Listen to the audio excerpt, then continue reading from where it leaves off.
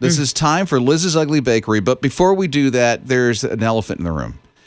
And it's this. TJ, one of our video producers, Liz has had a hard time pleasing with her options that she has brought in from the bakery. He doesn't like anything. He doesn't like dried fruit. He doesn't like nuts. He doesn't like chocolate. He doesn't like coconut. I mean, the list just goes on and on. So as a baker, what do? He likes vanilla. He likes banana.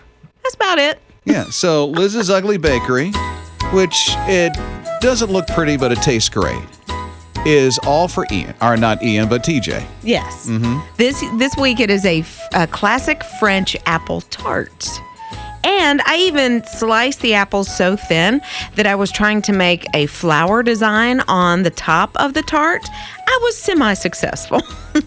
It sort of got crooked and the apples weren't sliced nearly as thin. But anyway, so it's a simple recipe, really. And by the way, the recipe is posted right now, hisradio.com. Just click on Rob and Liz.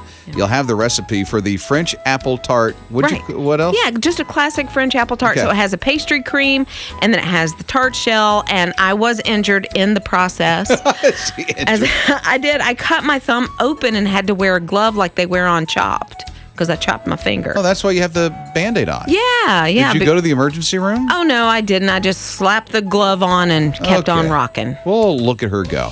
Yeah. Taking one for the team. Right. So what we're not wanting to hear today from TJ is what? It ain't bad. Okay. Because that's what I hear. Yeah, look at that face. So her mission in life for the past few months is to get a response from TJ that this is so good. That is pleasant. Yes, and I've had that one time since we've all started working together. That's been a while. It has been a bit. So. And yeah, he can't give me anything. Liz's Ugly Bakery, French apple tart. TJ and Ian are trying. Who should we start with? I think Ian, because I know I'll get a good response. Okay, Ian? At least I hope. Yeah, that's definitely good. It's all right. I was trying to think of something. I mean, it's basically just what you think it'd be, just really good and a really good apple tart. I mean, but I don't think my opinion is really the one that we're but it's good. Now. She needs the love. So I need the encouragement. It's good. It's good. It's really good. Yes. Okay, so there's Ian. I mean, Ian. Yeah. I mean, I ain't picky. Right. I ain't picky. It's good. It's really good. I ain't picky. Okay. Now for TJ. I mean, it's never good when he says I mean.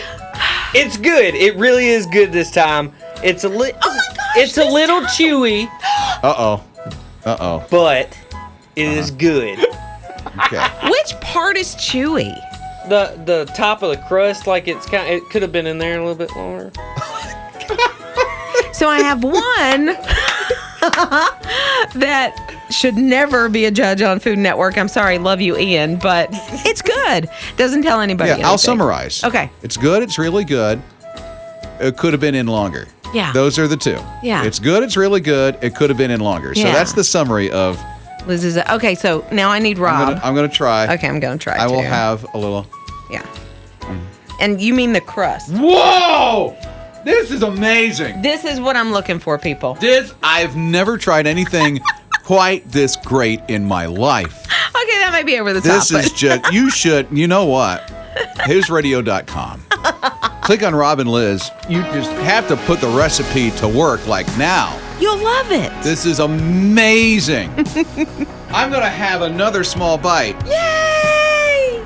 Wow, this is chewy. Hey. His Morning Crew. I had no idea the conversation would turn to this. It's Rob and Liz, His Radio, His Morning Crew. So Liz's Ugly Bakery was just a moment ago. Yeah. And we always get an assessment from the video department. That's TJ and Ian. Right. TJ usually is, it's okay. If it's even that nice. Yeah. So Liz has a mission in life with her Ugly Bakery now, and that is try to find something that TJ actually likes. Yeah. And it's very difficult because he doesn't like it. He doesn't like chocolate. He doesn't like dried fruit. He doesn't like coconut. So as a baker, it's really hard to find recipes that don't have at least one of those elements. TJ, what's your normal response? You didn't say it yesterday or today. It ain't bad. Okay, that's usually what TJ says, and Liz is like throws of depression and has to go to support groups. Well, I think anybody that kind of anybody that makes dinner or makes a dessert, I mean, you put hours and lots of thought into it, and to hear it ain't bad is like, well, I'll never cook again. So she's trying to get a different type of response. Yeah. But you should see the text coming in at 800-447-7234. Chris said, so when my daughter can't make a positive comment about clothing or food, she'll say, well, it's not horrible. Well, okay. See? I could not take that, Chris. That's diplomatic. And then Andrew said, TJ, rave about the positives of whatever Liz brings in, and then overlook the negatives. It's also great practice for marriage. Oh, yeah. So there you go. I do want an honest response. I really, really do. But it's hard to take it from somebody who doesn't like anything. Yeah. He doesn't like a lot of stuff. No. Yeah. It's hard to please. So, Okay. you know. Ron is here at 800-447-7234. What are your thoughts about this, Ron? Hey, look, I just wanted to say that when a man says it's not bad, that means if he don't ever get any more, he won't have a problem with it. You've broken my heart. See? The tension is real. This from 44 years of marriage. When a man says, when my wife picks something and I say it's not bad, if I don't ever get any more, it'll be fine. How do you turn it around? I don't say, I shouldn't say that. That's how I felt. That's how I tasted, you know. You and TJ are brothers. And you both are breaking my heart. It is sick. When I say that, it's sick. Well, listen, I think Ron would like what you make. I think Ron would like what I make too. I think TJ is just way too picky. Oh, okay. Okay, then. Because everybody else likes it except for TJ. I was just giving you another point of view. You know. Rob and Liz. His morning crew. This just came to me. I'm sorry. It's Rob and Liz on his radio. Yeah. I wonder if we had Courtney Starff in the afternoon and Liz from Liz's Ugly Bakery. If these two young ladies did a cook-off and then TJ was the judge, who would fare with that? He wouldn't like either of them. Oh, something will give. There's no way. There's not two recipes that will make him happy. Well, we'll try. Okay. So if you didn't hear, I mean, and the tension is real. At Liz's Ugly Bakery, it's been hard to please TJ because he's picky, you know? Yeah. There are some picky eaters. TJ is a picky eater. Right. And so what is it you say, TJ? Most of the stuff that Liz makes is what? It ain't bad. So that's what he says. It ain't And bad. nobody wants to hear that. And why is it now? Because I know that you and Ian love most of the things I make. Yeah. Why do I then try so hard to please the pickiest person in the room? So we do have quite a few people that are Yes. trying to help Liz. You should see some of these texts coming in at 800-447-7234. Joanne said, Liz, if you want to get a good response on your baked items, replace TJ with me. I love home baked goodies. And then we got Tammy. Tammy said, I've got a good bundt cake recipe, but you won't taste the coconut in it because he doesn't like coconut. Okay. She said a box of German chocolate cake mix and a can of German chocolate frosting. And I said, Tammy, but the thing is, he don't like chocolate either. This is my problem. Christy is here. Christy, what is your advice? How can we help Liz out? She's going about it all wrong with TJ. She needs to ask him what he likes, what is his favorite dessert, and then make that. I will tell you, we have talked about it, and what he's really waiting for is a carrot cake, which I already did a carrot cake or something a while back. He likes pumpkin. He likes things like that. And so he did tell me he likes the apples, and that's why I did the apple tart. But it's Okay. But it's hard every week to please this man. I understand 100%. Christy, I'm feeling that you've lived this before, and it must be with your guy.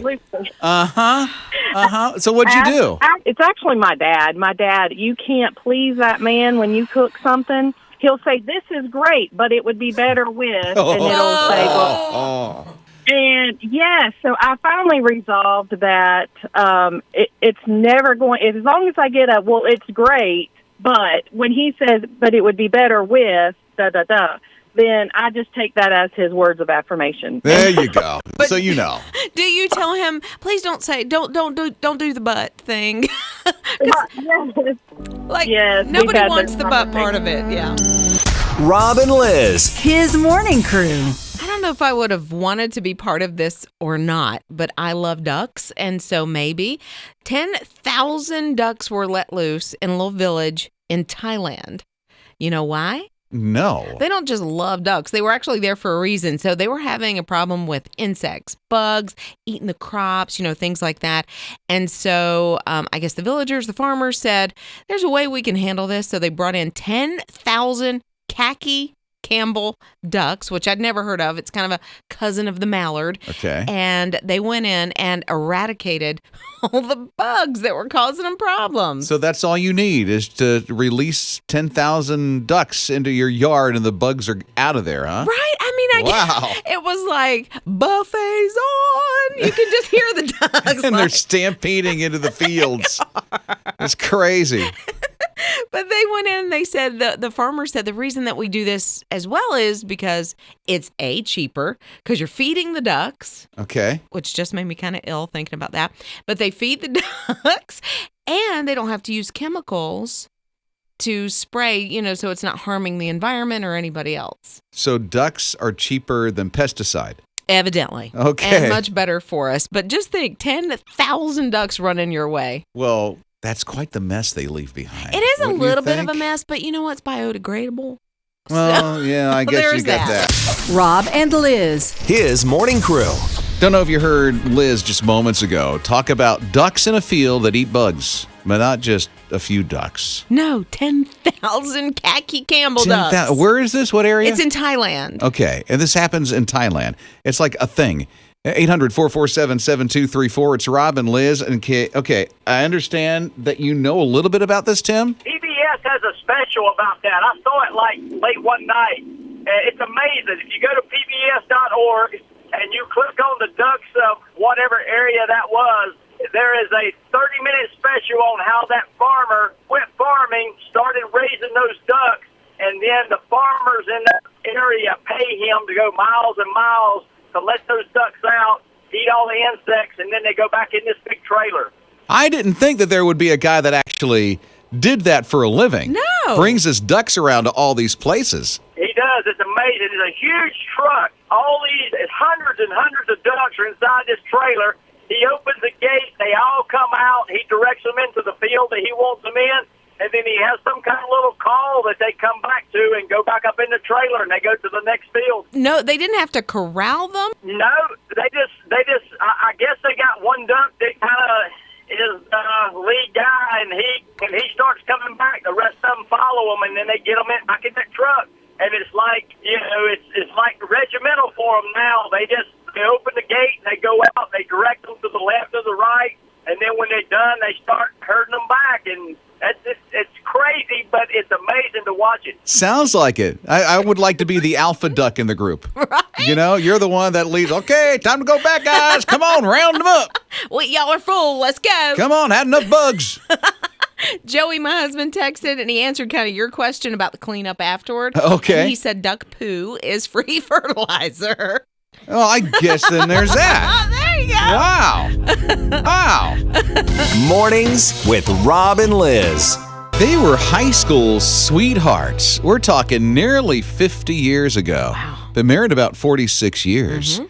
Little did they know that they'd be wearing masks, that they'd be social distanced in their 46th anniversary, and both come down with COVID-19. It's Rob and Liz on His Radio. Yeah, it's Robert and Janice, and they got married in 1974. Been together a hot minute. They have undergone a lot of trials in their lives. He had a couple of heart attacks, had to be hospitalized on 2 other anniversaries. So fast forward to 2020, and he has to be hospitalized for COVID-19. He's in there for a good little while. She is undergoing breast cancer treatment. She's actually at her first chemotherapy treatment, and she gets the call that he's been hospitalized for COVID-19. That's horrible. So were they going to be separated on their 46th anniversary? Because God don't work like that. That's right. No, they actually got out. He got out a couple of days before their anniversary, and they got to spend it together. Good. Yeah, and they said, you know what? We are not promised tomorrow, but I thank God that our tomorrow is a promise for us. And they're inseparable people. They are. They Robert love and each Janice other. are always together, and by golly, on their anniversary, they're going to be together. Made it happen. And they were. Rob and Liz. His morning crew. The American Dolls come out with a new doll. Yeah. One thing, so my daughter, okay, let me set it up this way. Okay. My daughter was into American Girl. Yeah. That's why I know about American Girl Of dolls. course, Okay, so right. And my daughter wasn't. I think she might have been a year or two later than that. So, yeah. how old is she? 28. Mine is 25 now. So there you go. Okay, so that makes sense. That makes sense that Yep. she didn't get into them like my daughter did. She had a couple of them. And one thing I appreciated about the American Doll, not the price. Oh, right. Have you ever been to one of those stores? I took a third mortgage out.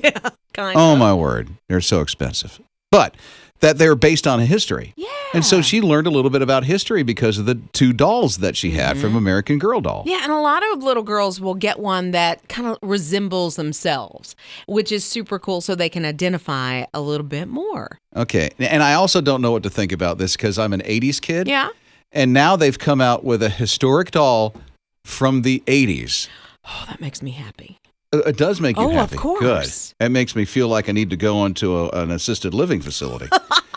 Courtney is the name. Okay. She's based off remember the 80 group Go-Go's? Yes. Okay, so it's she looks like she's a go-go. Okay. You know, from the singing group. Right. So, but she's a video game lover with a totally rad sense of style who dreams to make games of her own one day. Wait a minute. Say that about her totally what sense of style? Because I love Rad. that. Totally sense rad. of style, yeah. Totally tubular. Love that. Yeah, gag me with a spoon. Right, sort of. She has an acid-washed denim skirt. See, that's Did you have- 80s. Did you have the acid-washed jeans? Oh, I my did. goodness gracious. But Parachute pants and all. I had the parachute pants, too. Still? No, but I don't understand why we did that. But this doll is so cute. Mm-hmm. Thinking about getting one. Quite For honestly. yourself? I have a baby Yoda. I have a Stretch Armstrong. Well, why not Courtney? Why not add The Courtney? American Girl doll. Rob and Liz. His morning crew. I apologize up front, but Liz Riles, it's his morning crew, by the way. I'm Rob. That's Liz, his radio. Yeah. She's going to have a very geek out moment right now. Okay. And what's I'll going on? tell you why. Okay. It's because the Great British Baking Show is coming back. Like soon? Like real, you like know. when?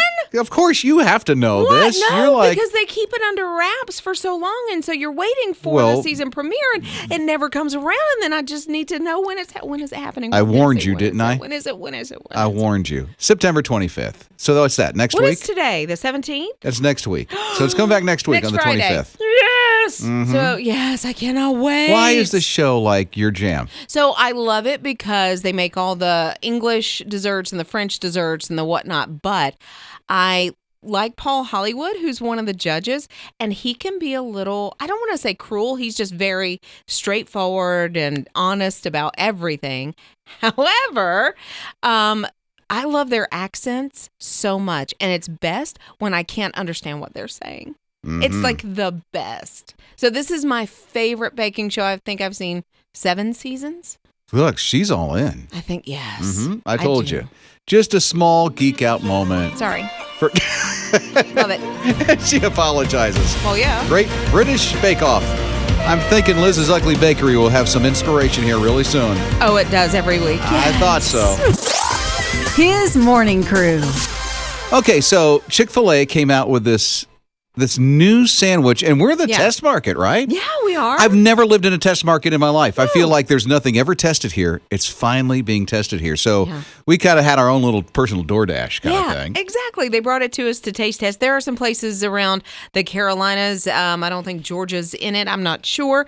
But anyway, we have a chicken sandwich. It's the original Chick-fil-A sandwich, but it's been amped up a notch. It has jalapenos on it. It has pimento cheese, and it also has, I guess, a honey drizzle. Okay, my wife would get in the pimento cheese. Yeah. She loves pimento cheese. Yeah. Not the jalapenos. Yeah, I'm a little dicey on Can the you pick them off? jalapenos. Oh, no. Sure. They look like they're... Oh, I don't have Oh, one. no. Take the chicken off the bottom Oh, is it bun. underneath? Yeah.